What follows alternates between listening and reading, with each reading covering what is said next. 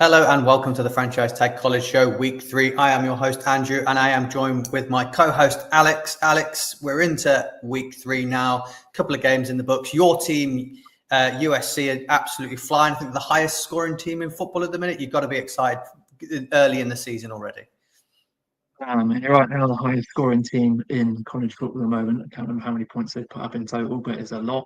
70 odd against Missouri State and 50 odd against Georgia Southern last week. But they're looking sharp, looking hot. The receiving corner is great, the running backs are great.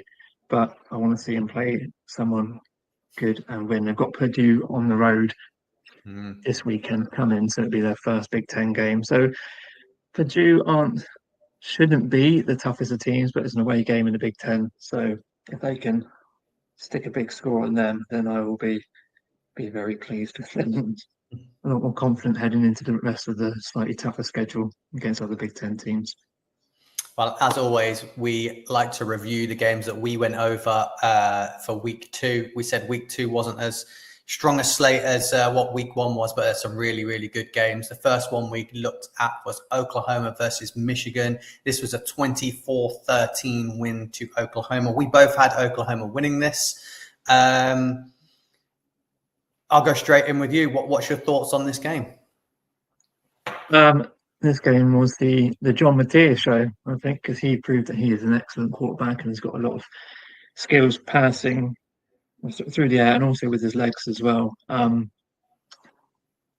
He was too good, too experienced for a Michigan team that is still trying to, I think, find its identity on offense with a young quarterback. But yeah, that's a really strong offensive performance. Maybe need to work on their running game a bit because, again, John Mateer, I think, accounted for the majority of their rushing yards as well. So maybe need to make things a little more balanced on that side. But otherwise, Oklahoma are making the case to be a sneaky contender, aren't they, towards the playoffs? I think. Yeah, I was a bit skeptical. I know there was a lot of hype about John Mateer transferring over, and there was a lot of hype. Everyone was banging about it. Everyone saying he's top 5 in the country, and I was a little bit skeptical. And I thought a few others were good, but he seems to be doing as advertised, which is great. And I think that you touched on it last week. This is probably down to the fact that Ben Arbuckle, his offensive coordinator, has followed him over, so he's not having to learn a new playbook. They're running the same thing. Do you think that really, really helps him in settling in at Oklahoma? Yeah, it must have done, because he can resort to what he knows, what he's familiar with. So when he's in situations where he's facing pressure, then he can do what he did at Washington State and lean on those plays that he's familiar with. I'm sure they'll adapt and build on that throughout the season to make it even better, hopefully for the Sooners. But yeah, familiarity is a bonus. As you know, any quarterback going into a new system, especially a new school, it's going to take some time to adjust, but he seems to have done that quite quickly. I suppose the other thing you touched on there was the amount of times he carries the ball. Obviously, he was their leading rusher again, and he had 19 carries. Do you think this is going to be something that's going to be a problem later down the line when they're facing these bigger teams? Is he going to get, you can't be asking him to carry the ball 20 plus times as a quarterback and throw the ball. Do you think this is where they might come unstuck, or are you happy that that's how he plays, that's how it works, and they should be okay? I mean, I'm happy with the way he plays, but I mean, you're right in saying that this increased number of carries for him, especially on the ground, is going to put him at more risk of injury. And there's going to be times in opponents when they're going to need to lean on the run more. And if they can't do that, and if he's having to pass 30, 40, 50 times a game, then it's going to be easier for other teams to scheme against that and to defend against that. On the flip side of this, we talk about Michigan. There was a lot of hype on Michigan going into the year as well. A lot of people saying they were a dark horse in the Big Ten. Don't sleep on them. They could be good with Bryce Underwood. Now, I feel like that was a lot of pressure on Bryce Underwood, and I feel like his game wasn't great against Oklahoma. Only completed 9 of 24. But I also think he did play well. I don't think he played that badly. I don't think he's done terrible in the first 2 games. I think he's been solid, and I think he'll be good next year. I just don't think it's their year this year. I also felt a little bit like Michigan had lost their identity a little bit as well. You know, we think about the John Harbaugh Michigans, and it's D line, O line, running the ball, all really, really good. I felt like their O line and their D line kind of starting to struggle a little bit, and it's not the same Michigan as we saw. Do you think Sharon Moore is the right guy to take them forward, or do you think there is some coaching issues here? I think the whole Michigan program's in a bit of flux at the moment. Obviously, Sharon Moore's suspended, I think, for the next couple of games. So that's tricky in itself. But yeah, I think they are veering away from that previous identity of a hard running defensive team. And in doing so, the expectations on Bryce Underwood, who's a true freshman quarterback straight out of high school, are insanely high. So he's going to need, let's say, time to settle in, to embed into the offense, and just build on his confidence. But I don't think they're going to be a playoff contender this year. Until I think they need another year or two, and whether that continues with Sharon Moore or someone else. But yeah, I think that they're a team in sort of a semi-state of rebuild at the moment. They need to really, establish what identity they want to run with, and go with that going forward. But expect maybe not temper their expectations this year. So, like a winning record, yes, is in grasp, but they should be a bowl team this year. Do you think? But not a playoff team. Yeah, I don't think they'll make the playoffs. I don't think they're a dark horse in the Big Ten as well. I think they might actually, looking at the way they've played through the first couple of weeks, I think they might struggle against Nebraska, Wisconsin, your guys. They got to play USC, and then they've got Ohio at the end of the season as well. I mean, Washington are playing good football as well at the minute, so they've got some games. And I'm going to say that their level is about, your Nebraskas, Wisconsin's, Washington's. I think that's where they're at the minute. So they're going to be tough games. I don't think they're at the level of, Penn State and Ohio and Oregon and the likes of them. So they're not going to compete with them this year. So I do think they're maybe a year away from where they want to be. Yeah, I think I'd agree with that. We move on to the next game, which was the Cyhawk, big rivalry game, Iowa versus Iowa State. Iowa State have had them over the last couple of years. I said this game was going to be close. I said, I went, Alex, Iowa have got a great defense, and they've got no offense. Well, it was a tight game. It went down to the fourth quarter. It was all tied up. It ended 16-13 to Iowa State. Rocco Beck managed to drive his team down the field and kick the field goal. So I believe that's the same format they did last year to beat them as well. I think it was a field goal to beat them. So Iowa State rolling, looking good, cementing themselves in that division. So very, very close game though. I think let's talk about Iowa State first. We've been to see them. We've covered them, spoke about them 2 weeks now. This will be the third week we speak about them. Are they the real deal? Is Rocco Beck... Are too many people not talking about him yet? Obviously Brock Purdy came from this school. Is he going to be the Brock Purdy of next year's draft? People are going to sleep on him, forget about him. There's lots of big names, and he's going to come out a lot later. I think the way he's playing, and the fact that if they put the ball in his hands in the fourth quarter, they kind of just know automatically if they're down a score, he'll get them down there and win it. He's a very clutch guy, plays very nice football. Are too many people sleeping on him? Maybe. He's one of those quarterbacks that's very composed and consistent.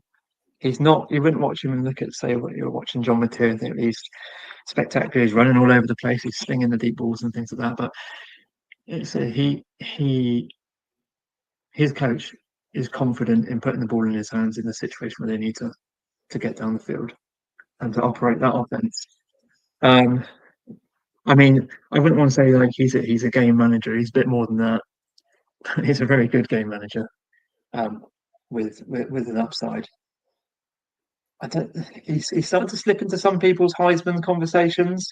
I know there's others ahead of him, but and he in terms of his value to the team, is exceptionally valuable to that team.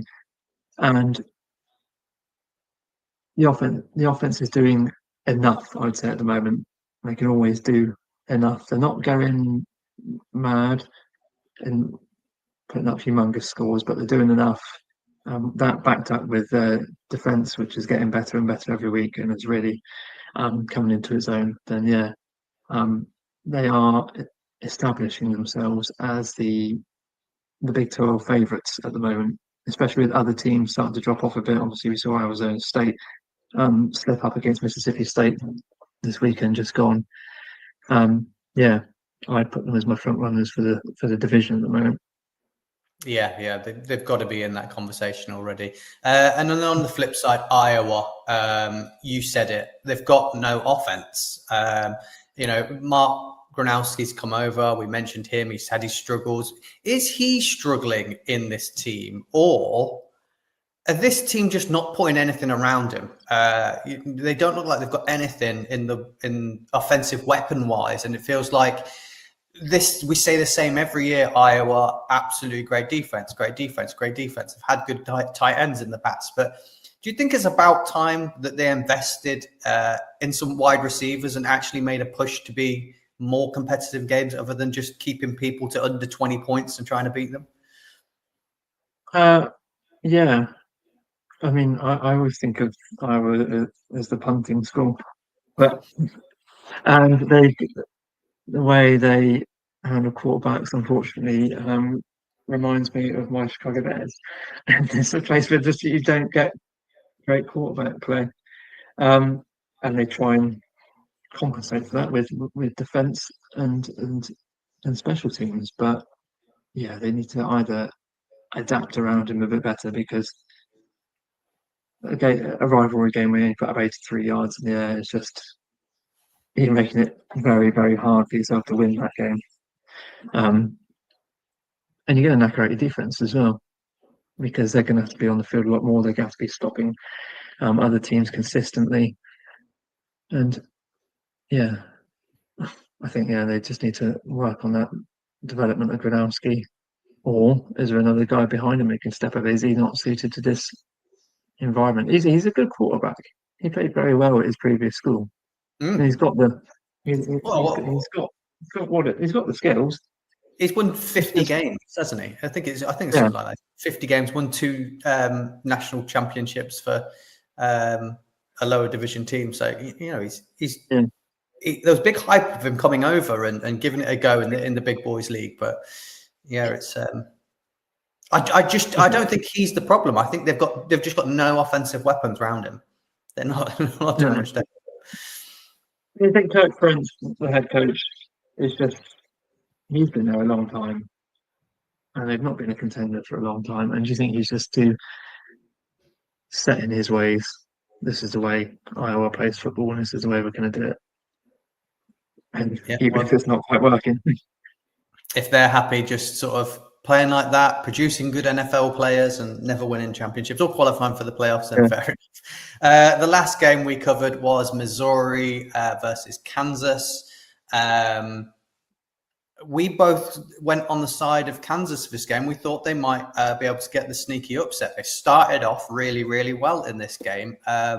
But Missouri take the game 42-31. That fourth quarter was good for them. Bo Pabula looks like a great transfer for Missouri.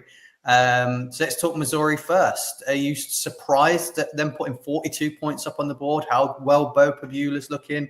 Their schedule coming up now isn't overly challenging. Now they've knocked off Kansas. They've still got obviously tough games with being SEC. They've still got to play South Carolina, Alabama, Auburn, Texas A&M, Oklahoma. But they're not the hardest teams to play of the SEC. Do you think that Missouri might be able to make a push for the playoffs based on the way they've started the season? Yes, in short, I think they can make a push. I wasn't high on Bo Pabula before this game, but then he just went and balled out and showed he's got the stuff.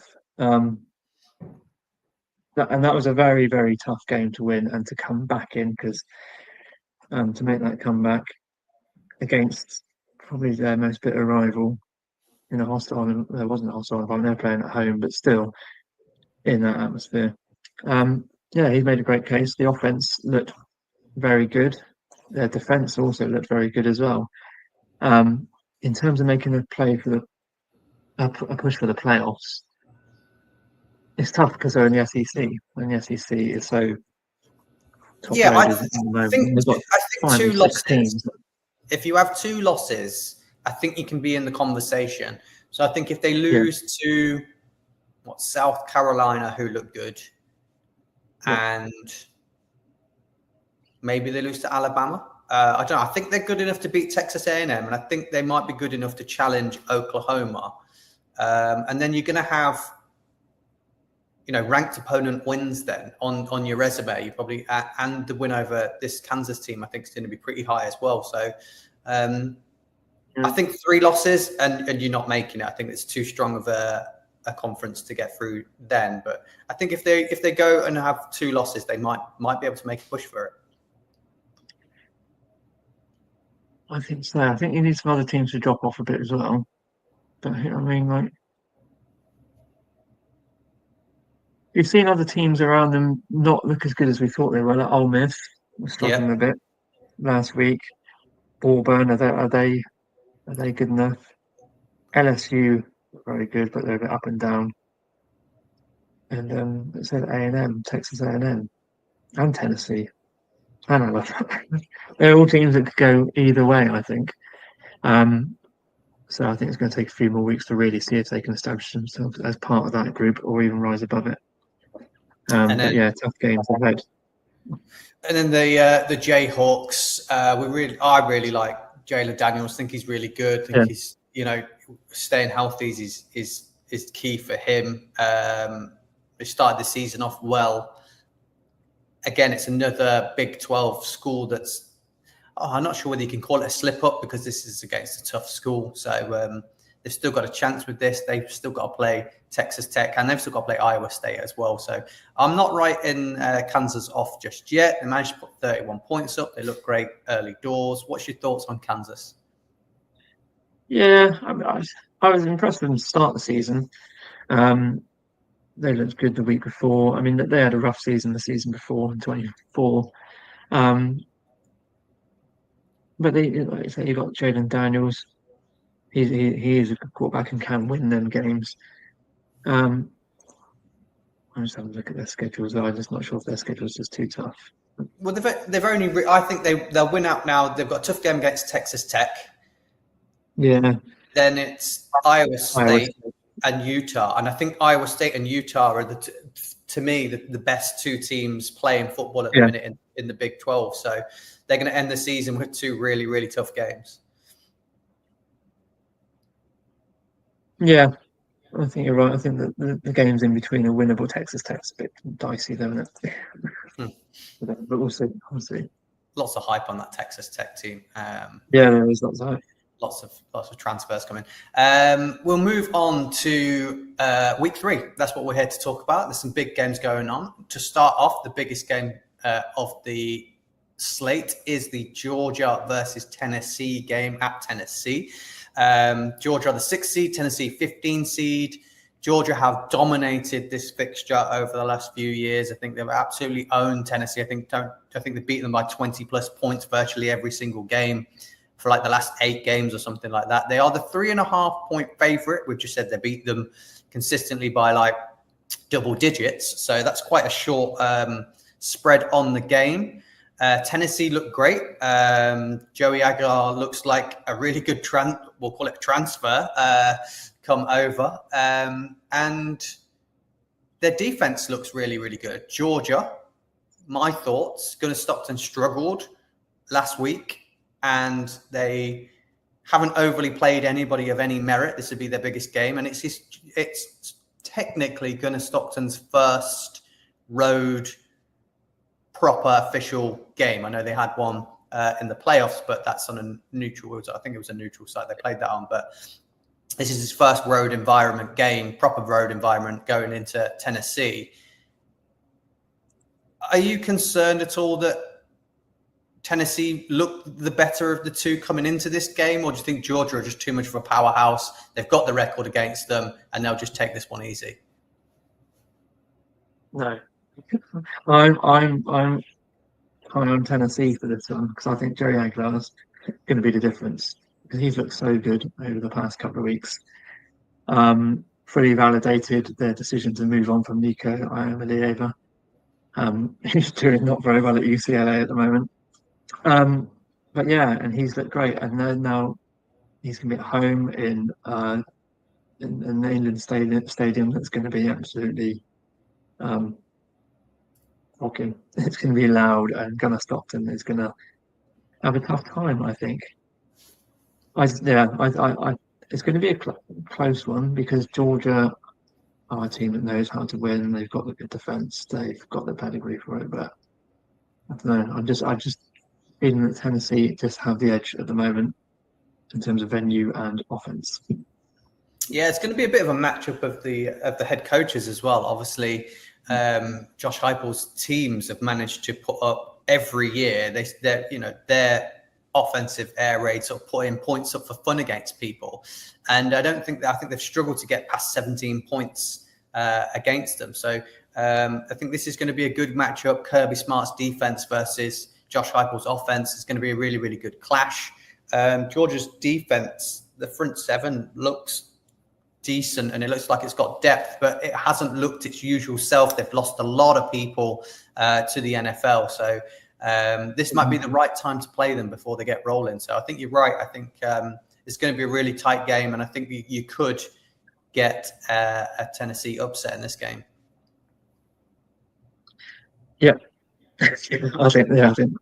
Well, you never know with Georgia, but I think that's what I'm leaning towards. Tennessee win. We could be wrong, but yeah, I thought I was going to be the only person saying I'm on the Tennessee side of this. But you've agreed with me there. On to the next game, which is Notre Dame versus Texas A&M. Notre Dame are the 8th seed, Texas A&M the 16th seed, so another top 20 matchup for us. Notre Dame are the 6.5 point favorites, which I'm shocked at the spread a little bit. We've just said that Georgia's 3.5 against Tennessee, and Georgia have won both their games. Notre Dame have played one game so far, and they lost.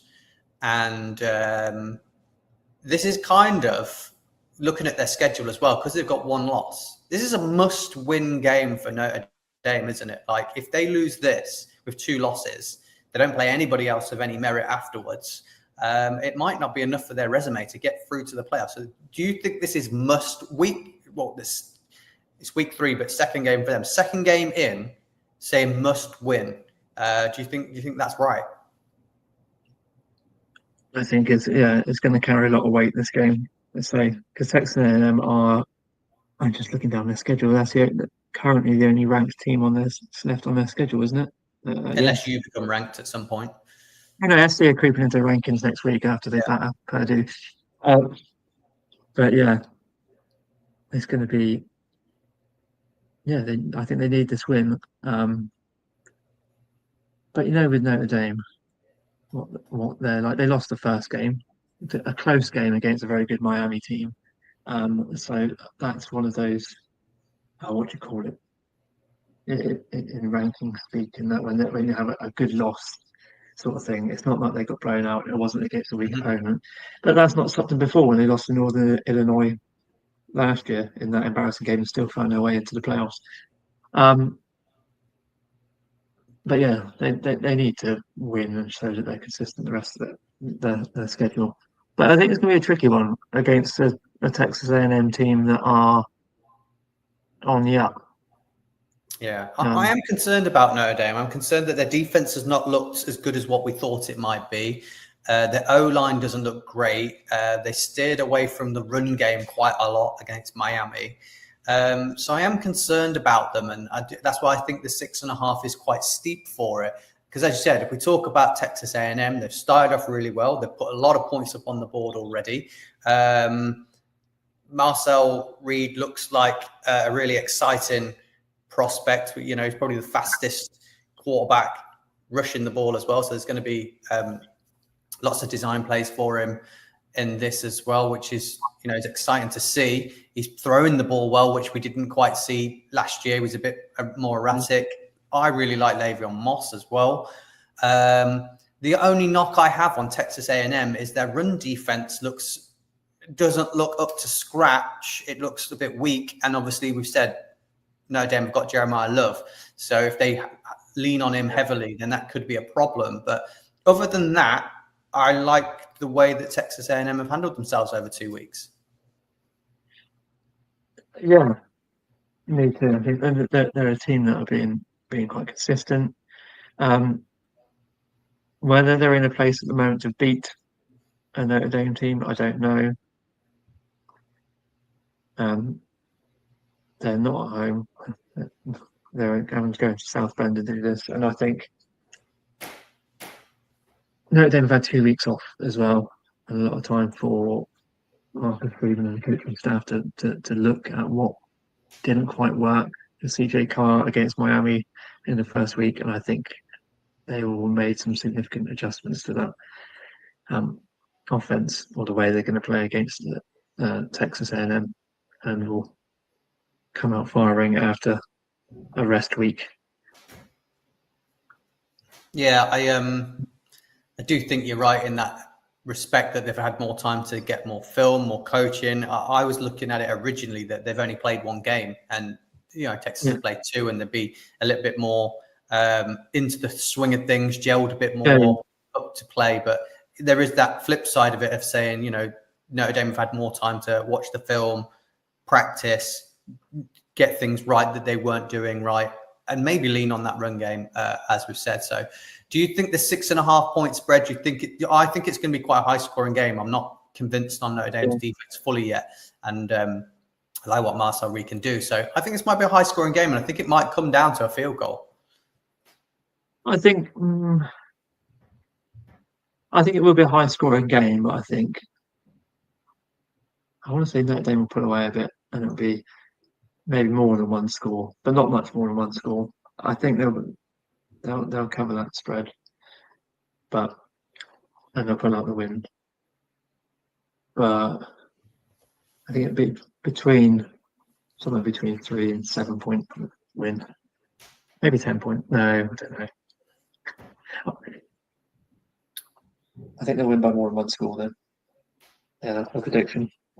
That's my prop for this game. Notre Dame will win by 5 to 10 points. I think Notre Dame win this. And I think Notre Dame win this because, as I said, the magnitude of this game is a must-win game for them. They've got to play this game as if it's a knockout game. Play it as if you're already in the playoffs and this is playoff week 1. Because, like I say, if they don't win this, they have 2 losses, they win out for the rest of the year and don't make it, they'll be looking at this game and reflecting and saying that was the one. So I think they've got to play this game as if it's the last. And I think if Marcus Freeman's got them in that state of mind, they can win this game. So I have also got Notre Dame winning, but I think it's in a close game. Yeah. The other game we want to look at is USF versus Miami. USF have already upset 2 teams. They've been the underdog in 2 against Boise State in the first, which it was on telly in the UK. And Gareth messaged me and said, "What we're saying, I've got it on." And I went, "Boise State will win this one easy." And USF looked great. Their defense looked great. They put them to bed quite easy. The scoreline flattered them a little bit, even though they won comfortably. And then they went and beat Florida last week, which was a big surprise because everyone thought Florida were going to be really, really good this year. They are looking for their 3rd upset, playing Miami. Miami are the 17.5 point favorites. With the fact that USF have already upset 2, do you think 17.5 is steep for this game, or do you think Miami are the real deal? You like where they're going with this one. What's your thoughts on this matchup? My thoughts are that South Florida are now a team that should not be underestimated. They are not the same old Bulls as before that have never won a conference championship. They are a team, I think, that are brimming with confidence at the moment. under the head coach and with their quarterback Byron Brown. And I'd love to see them upset Miami and go on a three ranked win streak. I think that'd be amazing. But Miami aren't Florida and Boise because they're teams that have proved so far to be teams that aren't where they were last year. Well, Florida weren't great last year either, but Boise, after losing Genty and their offense struggling through games, and that they're good teams, but they're not great teams. Miami is trying to establish itself as a great team this season, as a front runner. I think the front runner in the ACC at the moment, alongside Florida State. They've also got a very experienced quarterback in Carson Beck, but also a quarterback that's. I mean, he's looked very comfortable and consistent in this Miami offense, more so than he did in Georgia, where sometimes he could struggle under pressure or when pockets were collapsing around him. Has not been as much an issue this year. But if South Florida can find some way just to get in his face and really get at the quarterback, then maybe they could pull off something. But going back to your original question about whether that point spread is a bit steep, I think it probably is. But in all reality, Miami are probably going to win this game by a couple of scores. I think when it comes down to it, to the skill levels of the two rosters, even though USF are possibly the most confident team in college football at the moment, and they've got a real sort of why not us mentality at the moment, or who we can go in and beat anyone. Do you think that confidence coming into this game is a strength or a weakness? Do you think they're going to come in confident? They're going to come in playing well. They got, they think they can. They think they might be able to win it. Do you think that's going to pay in their favor, or do you think they could be overconfident? We've knocked off 2. We can do this against Miami, and then not really be in the mindset properly that this is going to be a tough game, and being overconfident going against Miami might not work best. It'd be better if they're coming in a little bit more with a chip on their shoulder and an underdog more than they have been in previous games. What's your thoughts on that? I think it depends on how Alex Golesh prepares his team, the head coach. I think the confidence has worked for them so far, and I think he's probably going to use that as a platform to motivate his team. Say, look, we can beat ranked opponents. We can beat anyone on our day. You are good enough, but also needs to be mindful in his game planning and his play calling that this is going against one of the top teams in college football at the moment, because where Miami are ranked 3rd or 4th at the moment. So they're going against a real top contender, and they need to. Not quite sure what I'm trying to say in terms of they need to be aware of their own limitations as well, where they might need to adapt against a really strong offense. Do they need to support other players in coverage? Do they need to put extra pressure up on the line? Yeah, I don't want them to be conservative though. As well, I don't want them to go into this game and play the really conservative game, because we've seen what Byron Brown can do when he's let loose. He can be a really dynamic player, and he can cut through offenses again with passing and with his feet. So there needs to be a bit of that a balance between being sensible and going for it as well. Yeah, I think they do need to obviously then. I know you've just mentioned you want to see them go for it. They haven't turned the ball over yet, which I think is a really good tick in their box. I think they need to manage the clock well, win on special teams, and don't turn the ball over, which they haven't done. So if they can continue those things, I think they've got a good chance of staying in this game. My only worry is Miami. That O-line is looking really, really good. Carson Beck with the time looks good. And I don't think that South Florida's defense looked particularly big. And I think, that might be a bit of an issue. I think the O-linemen on Miami are big, massive guys, and whether South Florida's front seven can beat them. I think that might be a bit of a weakness for them. So yeah, I think they might get overpowered a little bit by this Miami team. But I think if they can do the basics well, if they can win the special teams, not turn the ball over, I think they can stay in this game. But I do think Miami might overpower them and have the edge on them that way. There is a couple more games that we wanted to touch on. Who are you picking for that game? I'm guessing Miami. I think Miami will overpower them. Yeah. Yeah. Are you going for Florida? I don't think I can or should logically, but is it a head and a heart fixture for you? they're my new favourite team outside of USC, and I want them to win, so I'm going to pick them. Let's go. Let's roll with the confidence and the team with the momentum at the moment. I'll pick USF by the upset and probably be wrong when we revisit it next week.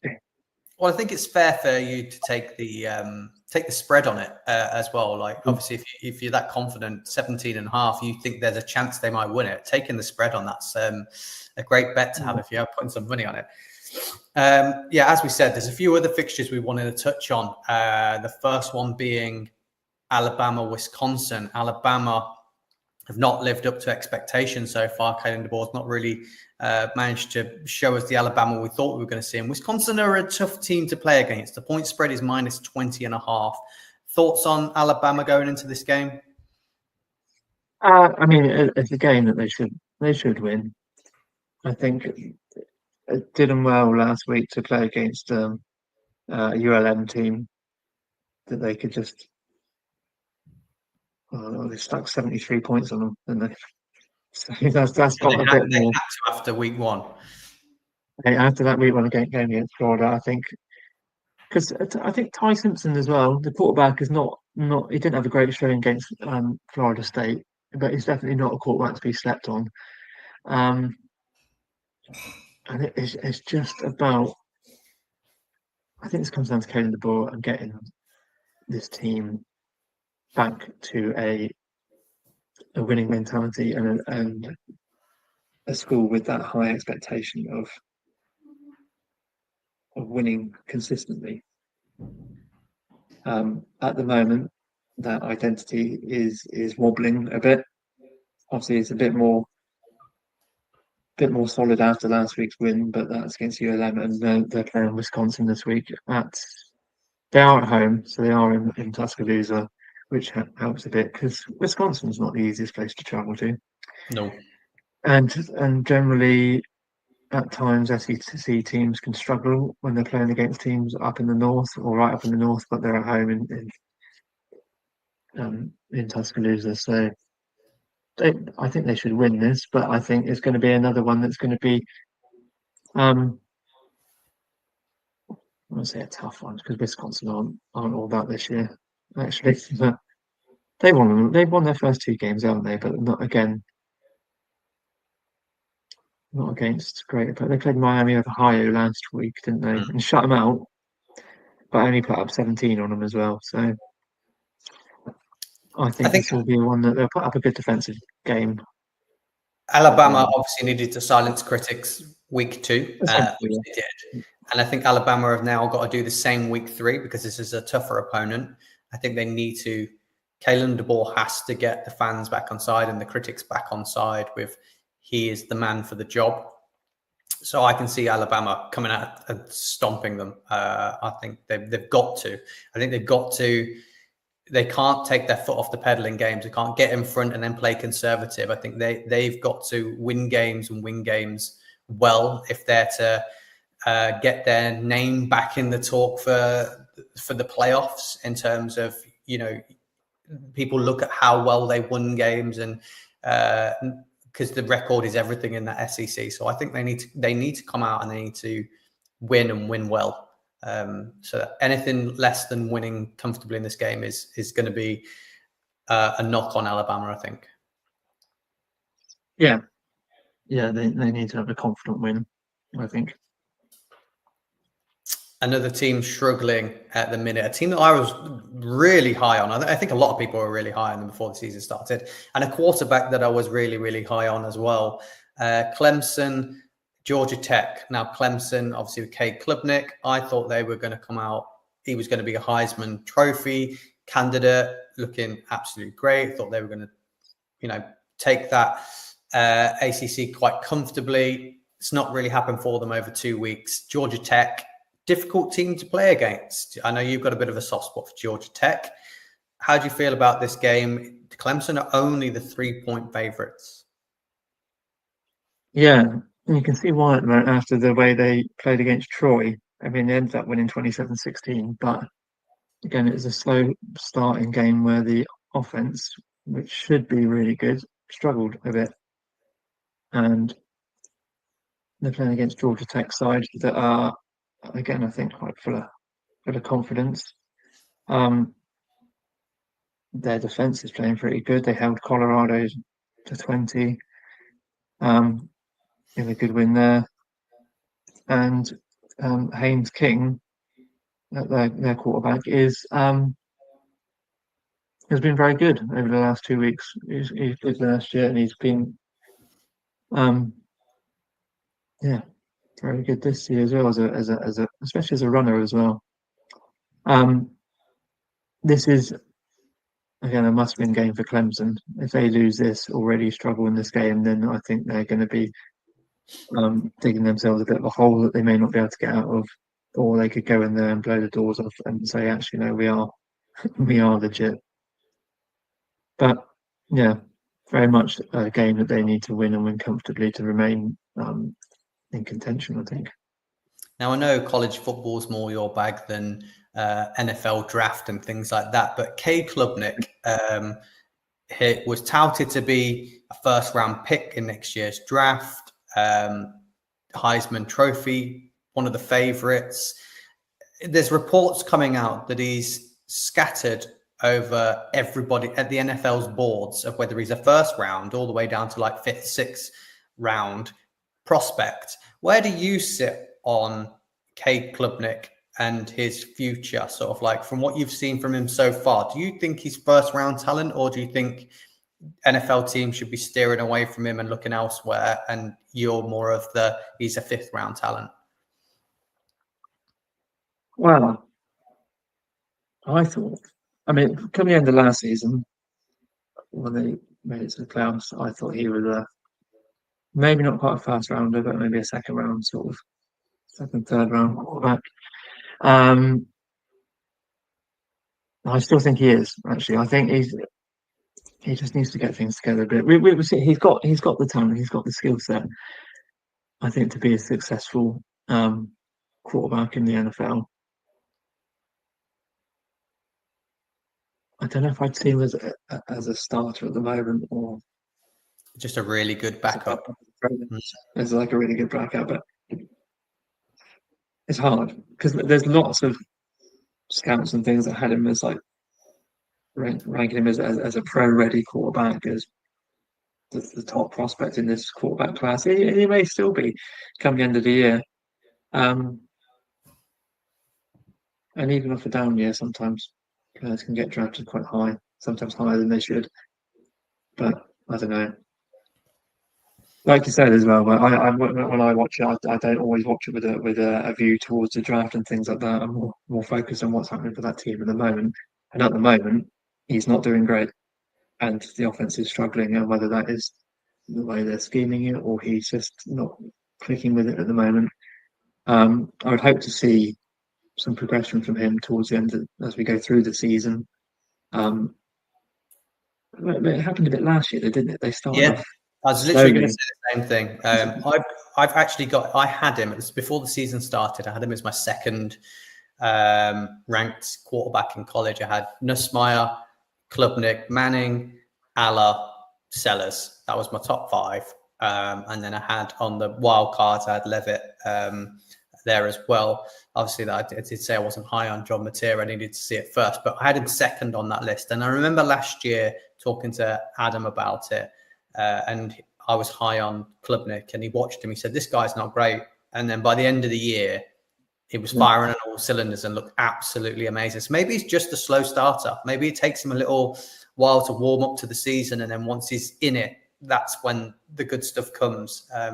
So hoping for a strong finish from him. I still think it's in there.